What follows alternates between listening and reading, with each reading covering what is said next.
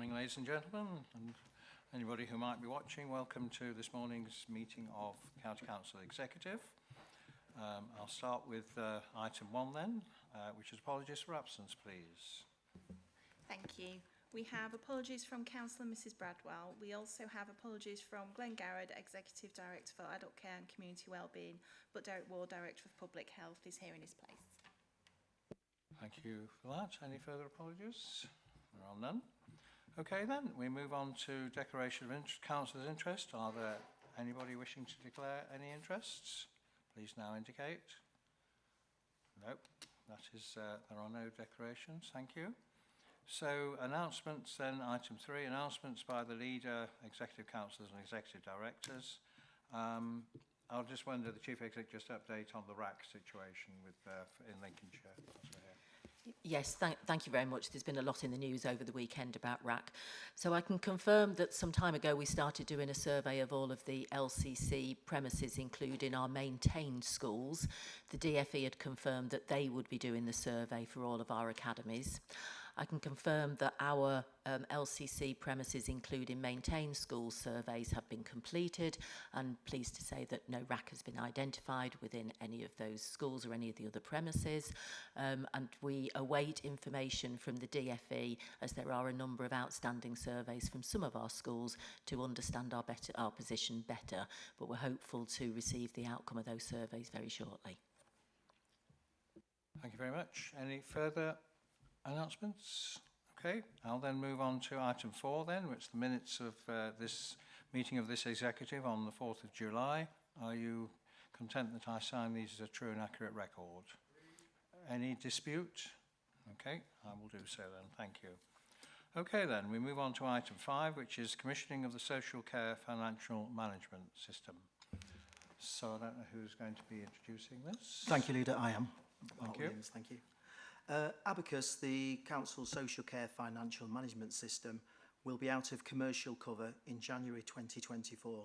So we would like to ask the Executive to consider the recommendation to recommission the application for additional 4 years under the Direct Award Crown Commercial Framework Agreement that the Council entered into for Mosaic with the Access Group in February this year. Abacus manages around 4,500 payments made to the Council every 4 weeks by its clients as contribution towards their care costs. It also makes around 3,500 residential care payments every 4 weeks to care homes, as well as allowing the Council to manage deferred payments for clients in residential care. Development of Abacus is ongoing by the Access Group to ensure we are compliant with current legislation, and Abacus was also upgraded in the past 12 months to enable the Net to Gross project that's currently being rolled out in September. There are future development plans for closer integration with Mosaic and improvements with the self-service portal. The current total costs for Abacus are £210,000 per year, and recommission Abacus through the existing framework agreement would see these costs fixed for the next 4 years. Otherwise, this would be subject to year-on-year RPI increases. So we would like to ask the Executive to consider the recommendation, and I'd like to invite any questions, please. Thank you very much, Mark. Councillor Smith, obviously opening scrutiny debated this item. Thank you, Leader. As you can see, it was a brief debate as the paper was very well written and made sense, so I won't repeat it, Leader, because you've all seen it. And it was merely a case of, shall I say, playing devil's advocate, just to see what other options were available. Thank you. So a thumbs up from the Overview Scrutiny Committee, and it's basically an extension of the existing provider, and just to confirm that there has been no major issues. We're satisfied as a client with their delivery so far. We are satisfied with the delivery so far, and there are actually quite in-depth plans to further integrate it into Mosaic, which should benefit us going forward, and we're hoping to make some cost savings over the period of the contract based on that. Thank you. And perhaps on the recommendation, item 2, where it says approves contracting for the system through the addition of Abacus as a module into the call-off contract. Can you just explain what all that means so we're all clear?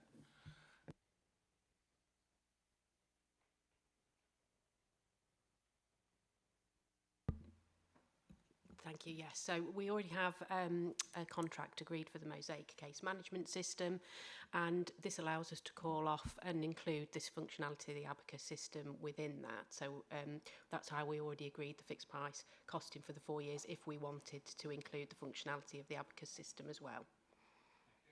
So that's fine. So it's just a system where we can just embed That's it. right. Yes. Okay, any questions, comments, please? Yes, Councillor Wooley.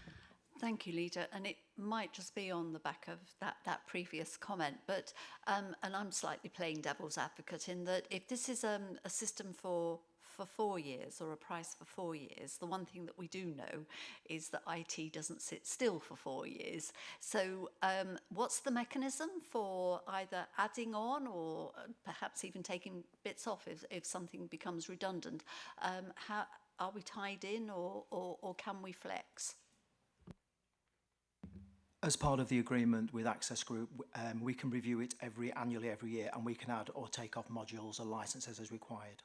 So we're not fixed into the whole total package for the whole of the 4 years. I think January every year we can review what elements we want for the next year, and that's in licenses as well as modules.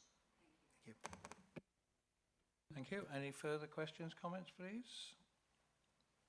Not seeing any. So the recommendations there on, was it page? I've gone too far. There are 4 recommendations there on page 16, that's right. Basically, the 4 of them, I won't read them out, but all those in favour of those recommendations, please indicate. Thank you. That is carried. Thank you very much. There's no dissension, so with that, that is agreed. Thank you. Okay then, we now move on to item 6, which is the final report of the Lincolnshire Agricultural Sector Support Scrutiny Review. So, right, I think we'll start with Councillor Taylor is here, but do you want to just introduce it? Thank you very much, and then Leader. Gary can do his bit. Absolutely. I'm just going to say a couple of words and then hand over to Gary to introduce and take us through the scrutiny panel report. I think we all appreciate that the agricultural sector has long been a foundation stone of Lincolnshire's economy, and it's going to be central not just to our success in the near term, but in the long term as well. I'm absolutely delighted with the depth of the report that has been put together by the scrutiny panel and the time and energy that the members of that committee have given to this important topic. I also think it's important to note, as Gary takes us through the report, the significant contributions that have also been made by national and local partners to ensure that the County Council can support the farming sector moving forward and to be effective within the funding envelope available. I'll add some further comments once Gary has presented the report. Thank you very much, Chairman, and thank you, Councillor Dave, for those comments. As you have just mentioned, this is a very detailed and comprehensive report, so I'll do a brief summary of this piece of work, which the panel worked on for 14 months. Our terms of reference was to examine the sector, find gaps in service provision and the unmet needs, look at skills required for fulfilling life and career in the farming industry, and assess which additional needs and skills were required, and including training, and support the Lincolnshire farming community through to the present and future challenges, including the Lincolnshire Green Master Plan. On this journey, the panel considered a wide range of evidence, ranging from national policies, interviews with key stakeholders, roundtable discussions and site visits. All these were fundamental in gathering our evidence in order to produce these recommendations. We heard that Lincolnshire stands out as one of the UK's most diverse farming counties, with a unique blend of farming businesses that range from smaller tenant farms to large-scale multinational corporations. In summary, the areas reviewed were linked to the recommendations you can find in section 1. We consider in detail our county farms estate, as Lincolnshire County Council being the largest tenant farmer in the East Midlands. Our recommendations are designed to match the unmet needs of our tenant farmers too. We also reviewed the national context, including the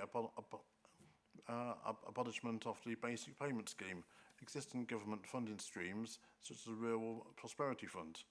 We consider skills, training and employment opportunities, including apprenticeships and succession planning and retirement opportunities. We received trading standards intelligence. We discussed technology and robotics. We hosted a roundtable discussion around mental health issues, which unveiled the reality of some alarming data relating to the COVID pandemic and isolation and, of course, rural crime, which we are all concerned about. We also considered the role of UK Food Valley, Lincolnshire Food Enterprise Zone, and our role in championing and promoting Lincolnshire's best interests on a local, national, regional and internationally. The panel discussed many topics and had many debates. We discussed these in detail, including water capture and energy. We also mentioned how important it is to conserve our landscape and mindful of new development uses, such as increasing number of solar farm projects. We saw the opportunity of utilising rooftop developments rather than using good quality agricultural land. In May, I presented this report to the Environment and Economic Scrutiny Committee, and the recommendations were supported. They also made some detailed comments, and they are attached to this report. Members of that committee clearly agreed that LCC has a role in promoting and being an advocate for our farming sector.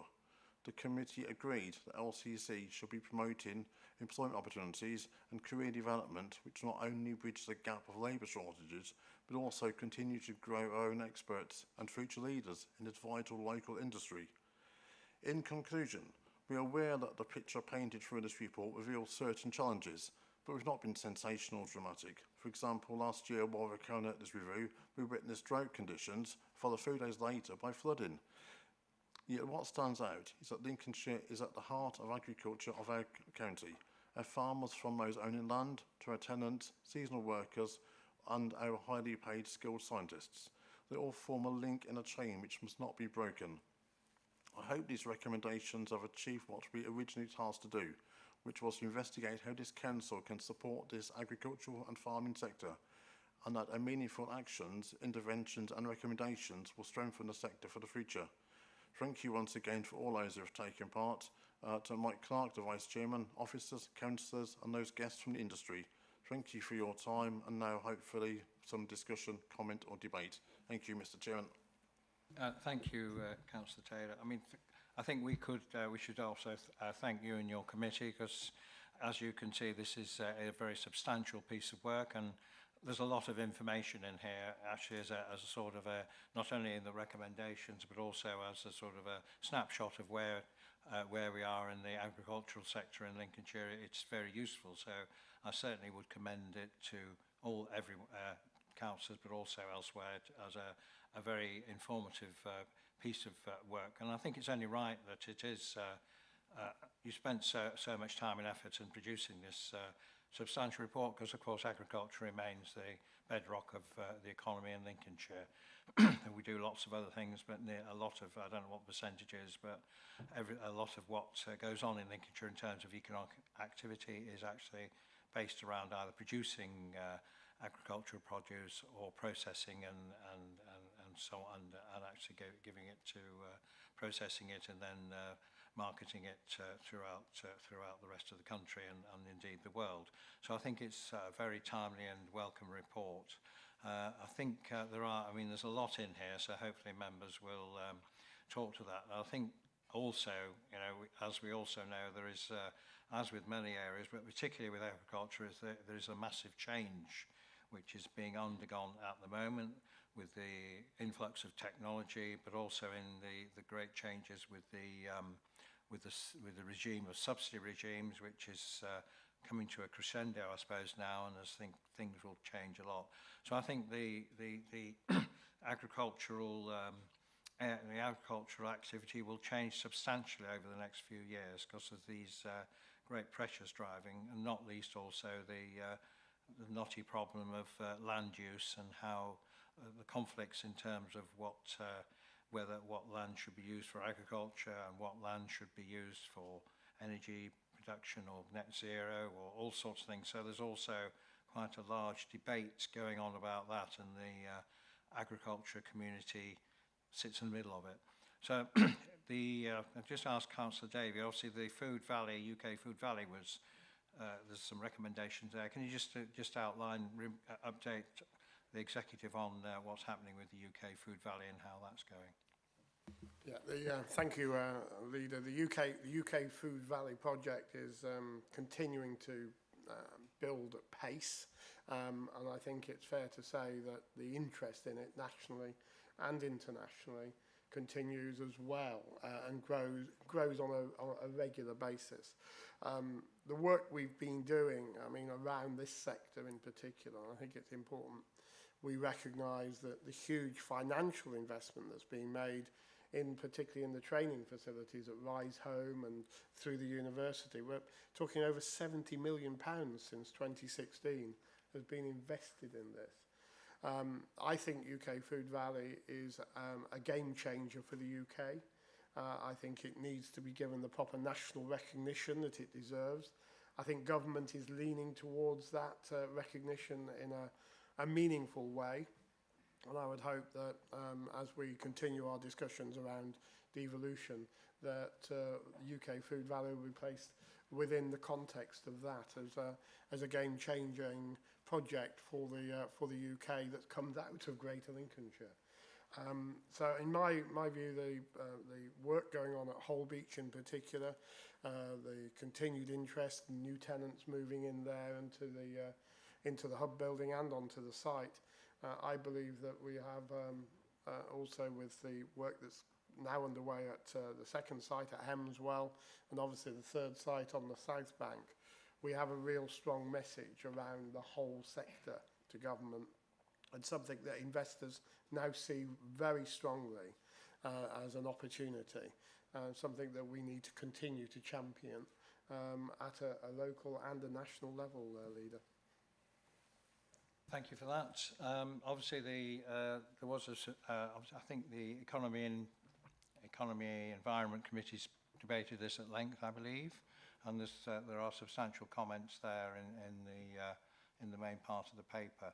So perhaps if we could just go through some of those before I open it out to other members. I mean, obviously the reinstatement of Greater Lincolnshire Forum for Agriculture and Horticulture. When did that sort of stop existing? Can Vanessa or somebody can help us with that? Sorry, apologies. We last met, I think it was a victim of pandemic and COVID world, really, and it feels like an appropriate time to revisit that, is what members felt. It's used, because especially as and as also we are, a substantial landowner as a county council within the county. Then there's the issue of mental health, and of course we do work closely with the Lincolnshire Rural Network, don't we? I guess what do we do with them to support them? I know we do quite a bit. Of course, mental health and illness is quite a substantial issue within the farming community, where often people are working alone and under some pressure. So in previous years we have provided grants to the Lincolnshire Rural Stress Network, and we continue to give them a platform to promote their work, and it feels like definitely a partnership that has made some significant benefit to that particular community.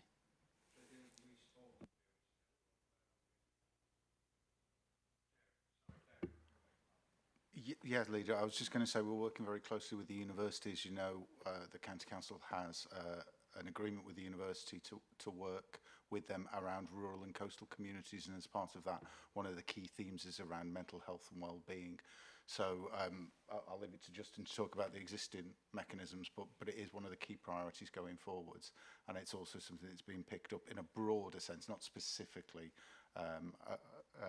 around farming, but one of the broader areas being picked up through the Integrated Care Board Development. I don't know whether Councillor Woolley wants to comment on that. Yeah, I do think that the LRSN is a very practical, because basically people will go out and sit with people who are potentially in difficult mental areas. So I just hope that we, as part of that, hear what you're saying about university, but I do think they should be part of because it is a relatively cost-effective and practical measure. So instead of having lots of committees talking about it, people actually go out and sit with people and talk through their problems. It might be, a farmer who is in financial difficulties and really just needs to understand that, that it is a massive issue, and especially in these times of change, because the number of farming operations will reduce, because I'm afraid that's just how it will be. And we'll get more mechanisation and AI and all the rest of it will carry on.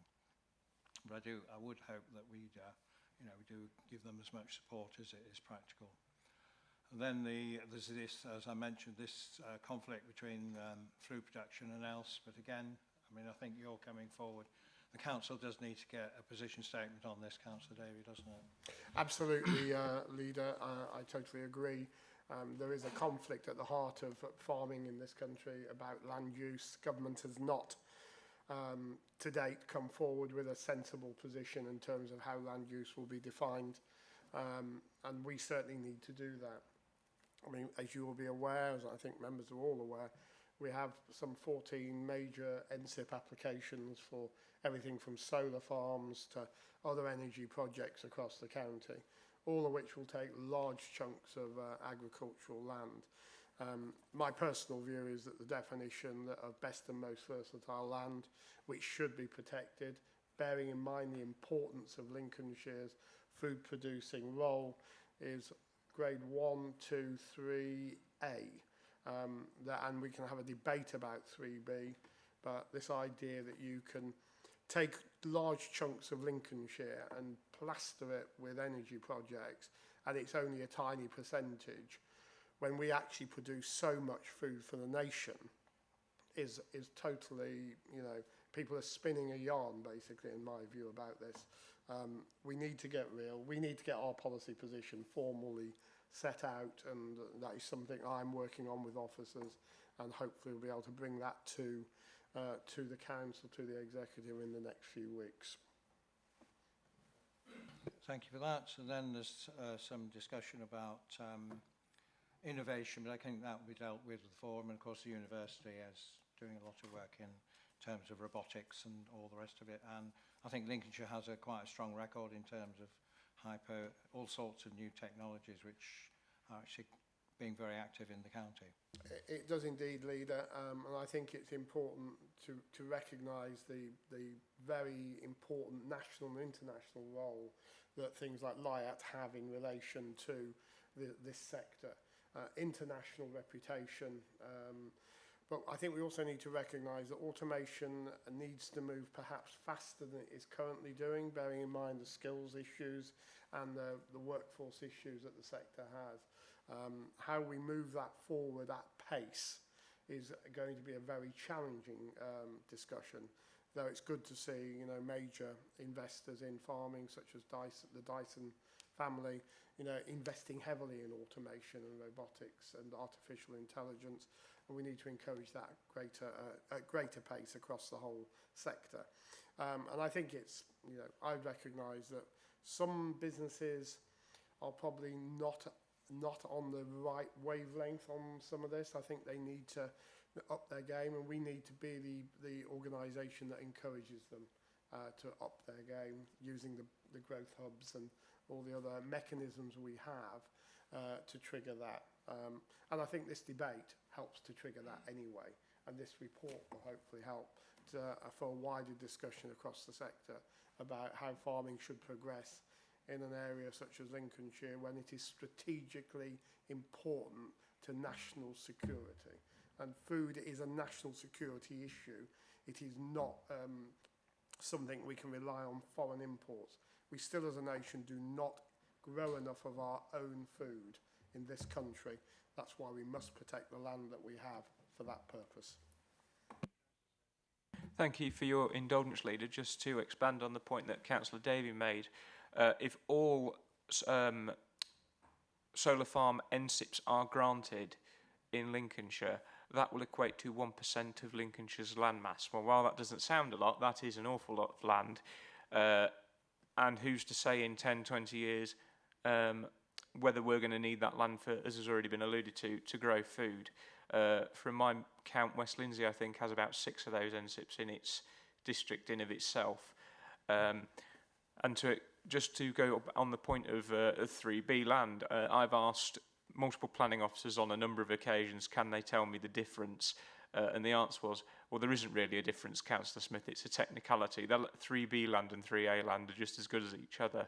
And I think personally it's an oversight on the government's part not to include that in best most versatile agricultural land. And unfortunately, at the moment, we seem to be paying the price for it here in Lincolnshire.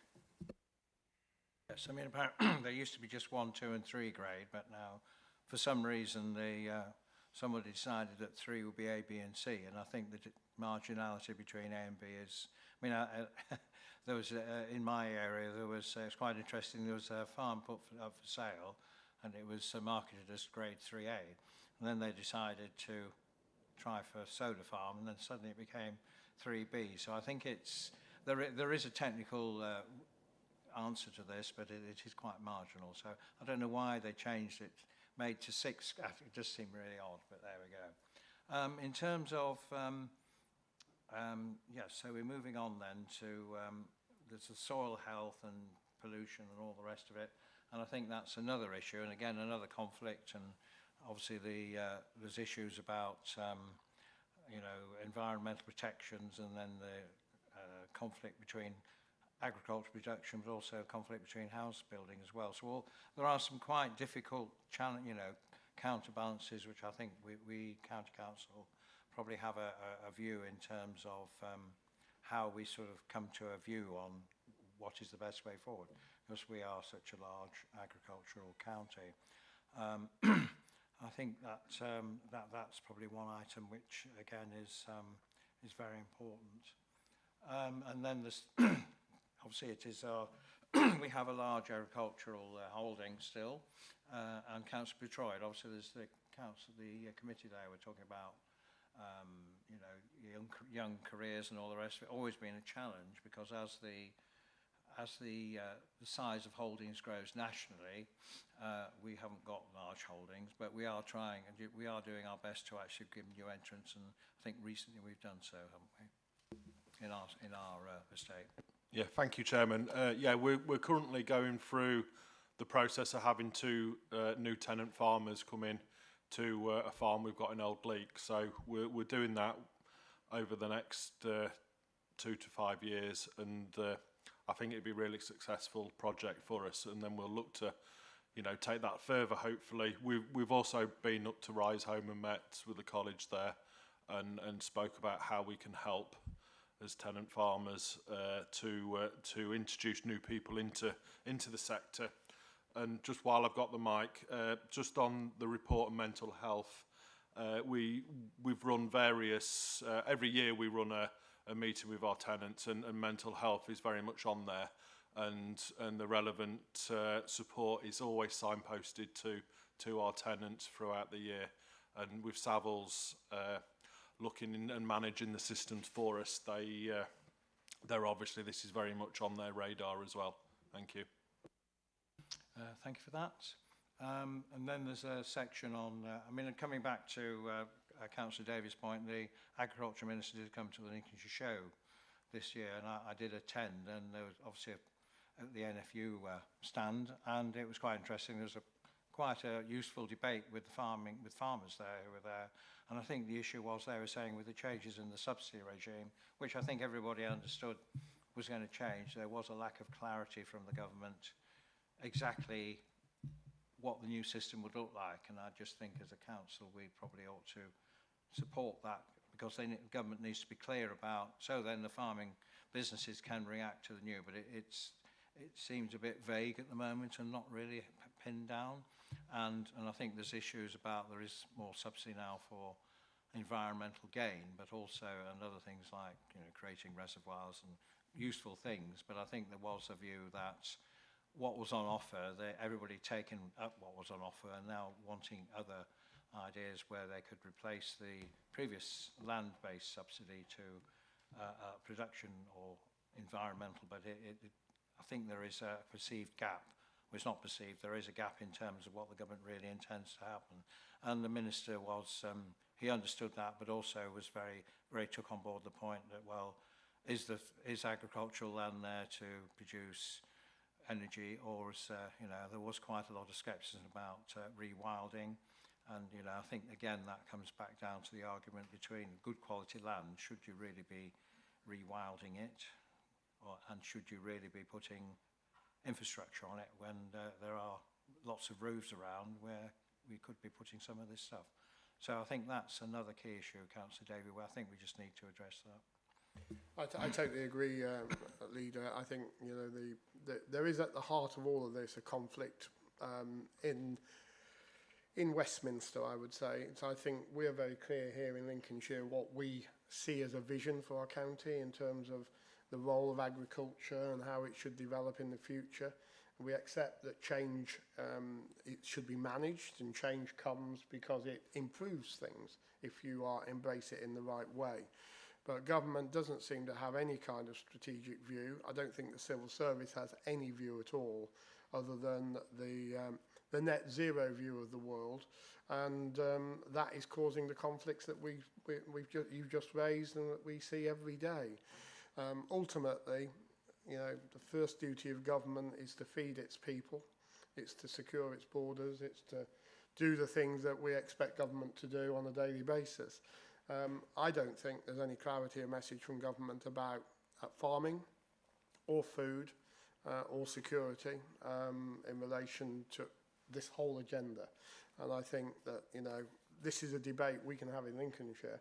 We can set this agenda because we know what we're doing for the county. We know, intrinsically the way people think and feel. And, you know, we need to be much greater champions and maybe noisier champions, Leader, about the agricultural sector and the role it plays in food security for our nation. It is critically important.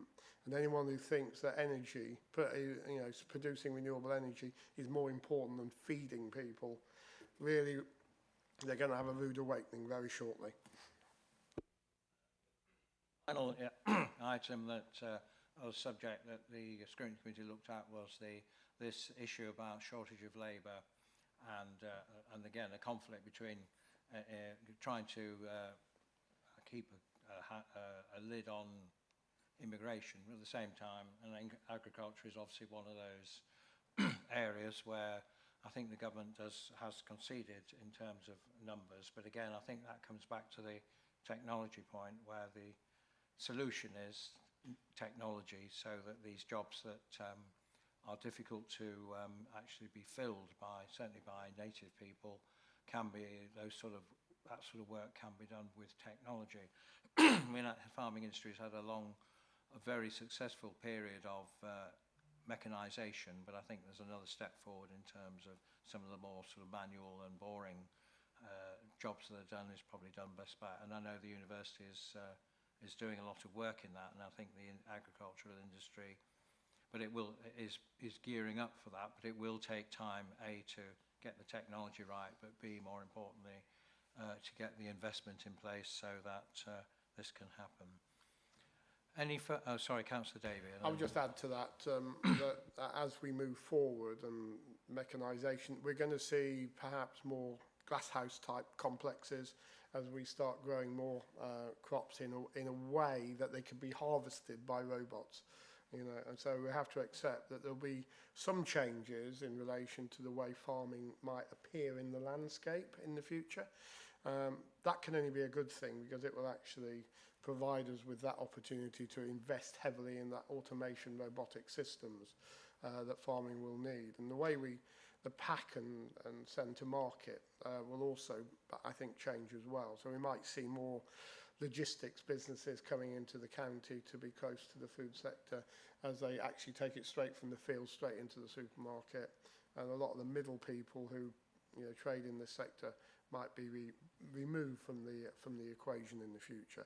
So I'm a passionate believer that agriculture will play an even more significant role for our county in the years ahead. I think this report is a really good piece of work that actually, as you have said, Leader, every councillor should have this and use it so they understand their areas and how agriculture plays a role in each of their districts and how it actually contributes to the wider Greater Lincolnshire economy. So I just conclude by thanking Gary and everyone involved with the report again. I look forward to working through the recommendations and ensuring that the council is facing in the right direction for the future challenges. Thank you. Further, Councillor Corey. Thank you. Thank you. That's always the danger of indicating to speak after Councillor Davey because he said everything, but I'm going to say it anyway. I'll draw committee's attention or members' attention to the section 6, which is on page 40 of the report and page 84 of the report pack. And there are genuinely interesting developments in agri-robotics, in the agri-robotics sector, and I'm fascinated by what this means for our manufacturing and technological innovation sector, but also what it means for our natural and built landscape and our workforces. Councillor Davies already said, and with all that entails in terms of housing, education and training, and I agree that we need to move much more quickly and we should start planning for this now rather than waiting for others to take the initiative, which the UK has become guilty of in recent decades. And we need to move especially quickly with our farms, and our economic development, health and education reach means that the County Council is uniquely positioned to make a huge positive contribution to our future success. And I welcome this report. So thank you to everyone involved in it. It's really fascinating and timely. Thank you. Anybody else? I mean, I do think the report probably needs to be circulated online to councillors and to other fora, actually, because there's a lot in there. I mean, I think just to finish, I mean, I think there is the social side, because if you think about what's probably going to happen, I mean, 60 years ago, every village had several farms in it, and there were farming families, and everybody knew each other. That has changed a lot, and I suspect it will change. So the whole social fabric of the countryside is going to change, which it already has. And, you know, for example, you know, the Church of England seems to be retreating totally from supporting local churches, and it's not just them. Lots of services that no longer happen in sort of rural areas. So the villages, there is a danger that the villages just become sort of isolated commuter type places where people have to do everything online, and there is no sort of social fabric. So I'm just interested in, I'm not sure it's really part of this report, but there is an implication that when we consider it, we think about how we look at, I think it's probably, Derek, your sort of area, how we look at the social implications of as things move forward and how we progress, in inverted commas. Yeah, happy to look at that aspect of it. We have done some work on things like social isolation, and all of the evidence is the built environment along with what people are experiencing go hand in glove, so you can't do one without the other. So the idea of having a community hub of some description that allows that physical contact, as well as the positives of digital connection, because there are a lot of positives, as well as the risk of to the physical environment, something we could happily look at. I'd already had a note on to pick up with Lucy and Justin around the mental health component, so we can add that in and look at that. There's the whole sort of community engagement side of it, where if there's not that sort of local infrastructure and people are all just isolated, it becomes more difficult. And I think we all know when you go about and people doing valuable volunteering, there just seems to be an age profile of people who are prepared to do it. And then there was, I think with COVID, there was a lot of people came forward, but I'm not sure they stayed around to do the sort of day-to-day stuff, you know, the normal stuff. So I think that is I think it's a future issue, I think, that he's discussing. Anyway, on page 37 then of the pack, there are the recommendations there. So it says we should consider, which we have, and then make arrangements within 2 months that we respond, and that will be Councillor Davey, and then look at the action plan for the recommendation. So are we happy? You're happy to take that on, Councillor Davey? So, and again, thank you very much for the committee, because it was a really valuable piece of work. And with that, all those in favour of the recommendations, please. Thank you. That is carried unanimously. Thank you. Okay, well, thank you for that. Right, we'll move then on to the next item, which is the Revenue Budget Monitoring Report Q1 for this financial year. I think, yes, Michelle. Thank you, Michelle. Thank you very much. So this report summarises our forecasts against the revenue budget approved for the current financial year. The appendices that start with the table on page 275 give more detail of the variance reported in each service area and also provide updates on the use of reserves and our development fund initiatives. It's not unusual to have minimal forecast variances in Q1, but we are currently forecasting an underspend of 1.3 million excluding schools, which is 0.2% of our net budget. Whilst this is an underspend we're reporting, a number of the challenges we were experiencing at the end of last year are continuing. This includes the cost pressures created by the continuing need for external placements of children in care, which is currently being offset by some carry forward from last year and other use of one-off grants and staff vacancy underspends. There's also a pressure reported in the report around secure placements, which we will look to address from the contingency budget. Pressures are also being offset by a one-off saving on our insurance premiums, which we will look to use that to support balancing our budget in future years. Members might also recall we added an additional contingency to our budget when we set it this year for education transport of 9.4 million, and we will draw that down during the year once we've got more assurance around the cost base for this area of service. At this time, this contingency has been considered to be more than adequate for the pressure that's coming through in this area. So happy to take any questions on the report. Thank you.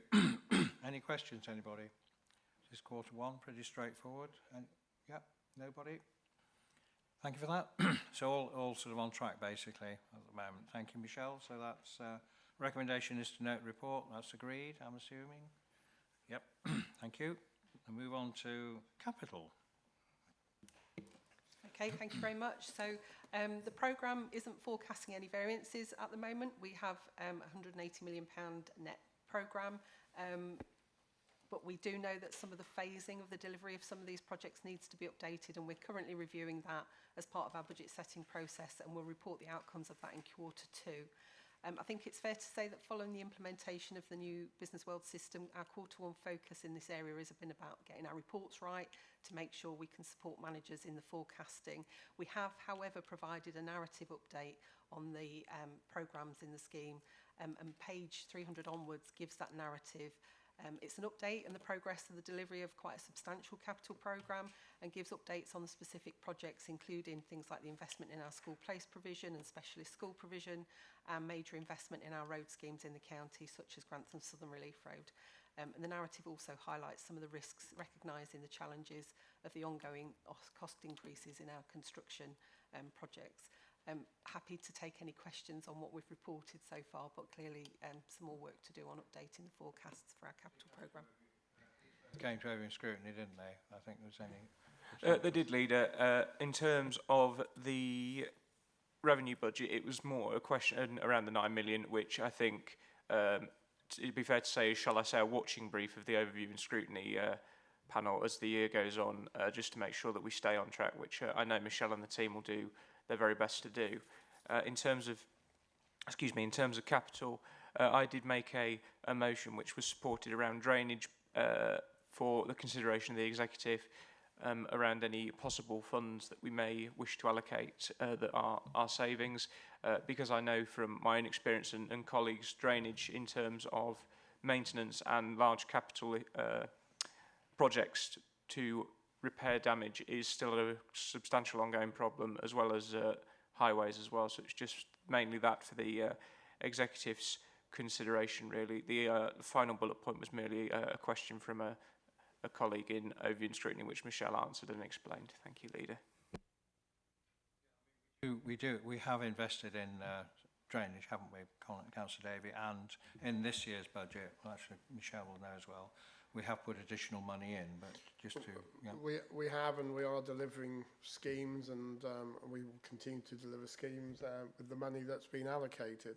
Obviously, you could always put more money in to speed up the process, but you know, we have to balance that against all the other requirements of the council. So it's about a fine balance. Obviously, if there's any underspends, we can have a discussion at that point. But I'm content that we're delivering on the programme that we have and using the money that's been allocated to us, Leader. So I think I mentioned that we've got an update on the development fund initiatives in the report. So page 282, I think it is, identifies the additional money that was added into our regular capital programme around drainage. So we've got some money put aside for investigation works and for also implementing repairs. So I think the budget that was allocated for implementing repairs was 3.4 million, and that's kind of detailed in the report as well. Thank you. Any further comments, please? Again, recommendations are that we note the position of the capital programme and no need for any corrective action at this stage. And we'll also note the request about drainage as well from the committee. Okay. Right. That's that one dealt with. And I've now lost my agenda. What's next on the agenda? It's gone. I had a sheet of paper somewhere. I'll find it in a minute. Here. No. What's next? Ah, there we go. Yes, sorry. Here it is. Right, final paper then is Corporate Plan Success Framework, Quarter 1. Thank you. Thank you, Leader. So yeah, the report in your pack outlines the corporate plan priorities for the end of Quarter 1, so June 2023. You'll see that there are 38 key activities that we report in Quarter 1 and are pleased to report that all of these are progressing as planned. Full details are included obviously in the appendix in your pack. In terms of the key performance indicators reported in Quarter 1, there are 23 KPIs that we can report, and 78% of these are either exceeding or achieving their target. The 3 KPIs that are exceeding their target, 2 of these were reported in Quarter 4 and as exceeding, and you'll be familiar with these. They are household waste to landfill and the customer levels of satisfaction. The third measure is a new one reported in this quarter and is a slight change in definition, which is around our ultra-fast broadband coverage. It replaces the previously reported super-fast broadband measure and is in line with central government's shift in definition. 15 measures reported in Quarter 1 have achieved their target. Those of particular note are those that have improved their performance over the last quarter where there have been no changes to the target. Primarily, this is the days lost to sickness absence per FTE, which is reporting 7.4 days against a target of 7.5. And this has seen a continuous reduction in sickness absence rates during 22-23. And the Quarter 1 report has seen the lowest reduction for over 12 months. We've seen 4 newly reported measures that have achieved their target in Quarter 1. 2 of these relate to adults with a learning disability in paid employment and volunteering, and 1 measure is around the number of people accessing learning and skills.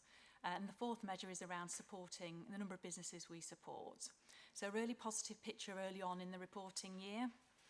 All of our contextual measures are RAG rated green with the exception of PIs 1 and 2. So you'll recall that the contextual measures relating to good and outstanding schools and children in good and outstanding schools were changed to contextual in this reporting year from previously being targeted.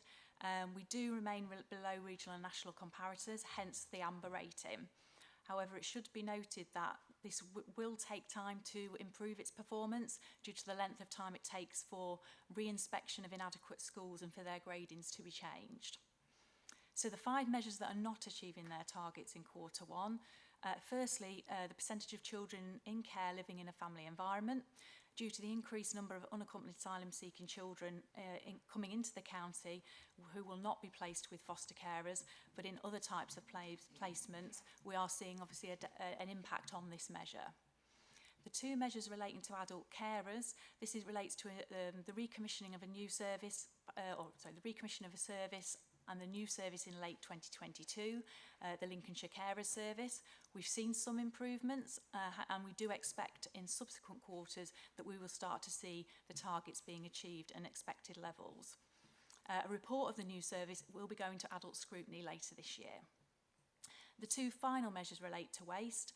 Firstly, the new national formula for recycling, which has seen lower rates of recycling nationally. Further work is being done to fully understand the reasons behind this. And recycling at county council owned household waste recycling centres, which has been as a consequence of less waste being presented. But as we've previously discussed, the full explanation on page 329 brings together all 4 of the waste measures and how they should be considered together. So given early on in the reporting year a really positive picture, those that aren't achieving their target, we have an understanding of why and are clear on the direction of travel. I'll now hand over for any questions. Thank you. Obviously, scrutiny debated this. Thank you. We certainly did, Leader, and as I said at scrutiny and colleagues echoed, I think the biggest frustration for us is that actually the contextual measures that we're struggling with are measures we don't actually have overall control over, such as schools and such as the number of children who aren't placed in a family setting due to being unaccompanied asylum seekers. Because I know, as you'll note in the report, that the board asked officers to look at possibly splitting that measure, because I think, as things are at the moment, that doesn't appropriately represent what that measure actually should be and should actually mean in reality if we weren't in the situation around the unaccompanied transfer scheme. I think we're doing a disservice to ourselves, and it's not being fairly reported as it currently stands. But the biggest frustration, and I think for the board, is around the good or outstanding schools, which Heather will know it's regularly brought up in children's scrutiny, and we do know the rationale why, but it's still frustrating because parents still believe it's the old education authority where we have a lot more say and powers and things than we actually do. But it's important that it's still in the report, because obviously as long as parents think that, then they need to know what the situation is, but we will do what we can in the confines of the legislation. Thank you very much. Okay, any questions, comments, please? Could I just you talked about the changing of government measuring of broadband rollout. What can you just give a bit more detail on that, somebody? Whether Andy or somebody can deal with that? Or Richard? Yeah, thank you.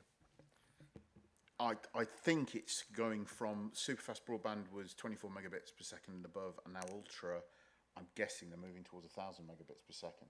It's the capacity measure. Yeah, my understanding from when we redid the measure is that is the way in which there's no rollout now of super fast. It's ultra fast, and therefore actually measuring super fast, we would actually probably be potentially doing ourselves a disservice because it's measured by ultra fast.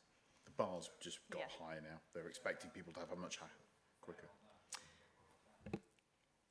So in terms of that one at the moment, so we're currently performing very well. So we're achieving the target that was set, that we set ourselves. So from memory, we set ourselves a target of 57%, and we're currently at 58.2, so just above. That's for ultra fast, yeah. About the issue on the percentage of children living in care living with a family environment is going to be a challenge with external pressures and the rest of it.